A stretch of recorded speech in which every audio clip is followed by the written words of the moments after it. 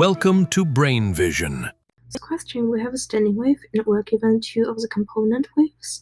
That's these two waves, and then if we draw it out, then we might have something like this. This is a standing wave, and we're asked if we have this point over here, and this point A is in the amount of time it takes A to go from maximum, like when it goes from one maximum to one vice versa, in the time, how much has each of the component waves traveled? Okay, so the first thing we need to know is that this is a problem with this standing wave an amplitude of 12 centimeters. 12, because a standing wave has an amplitude that is the superposition of the amplitude of both its component waves. So the angular wave number and frequency can also be noted by comparing the given waves with the form that ym sine kx plus or minus omega t, which is given.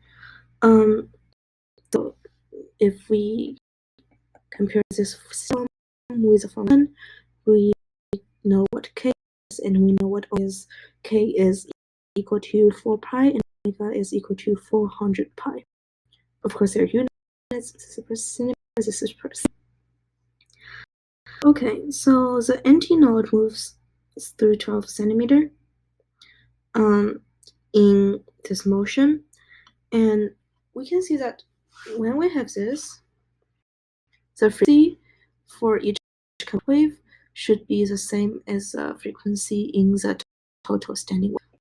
The total standing wave is like 12 sine 4 pi x cosine 400 pi t. And because it's the same and same case, the period of this total would be same as the period of each component waves.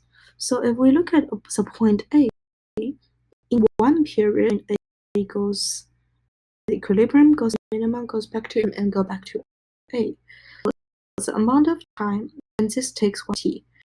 So the amount of time it takes A to go from top to bottom is like half of t.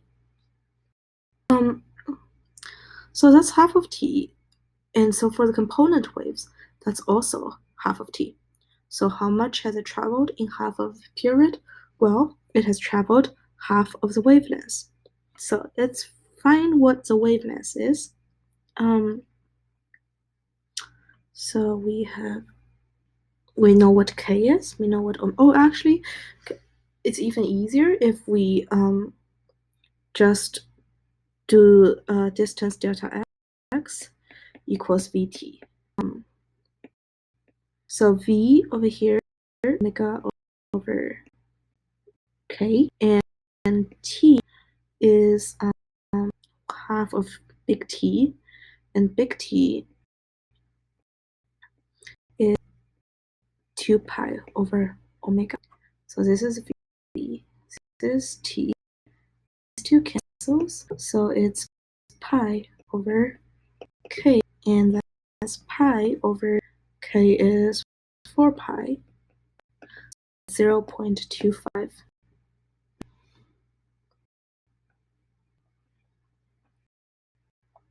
Okay, so that's how much it travels. And if you compare the wavelength lambda is 2 pi over k, which is 2 pi over 4 pi per meter is 0.5 meter. You see that indeed half of the wavelength is on the wave.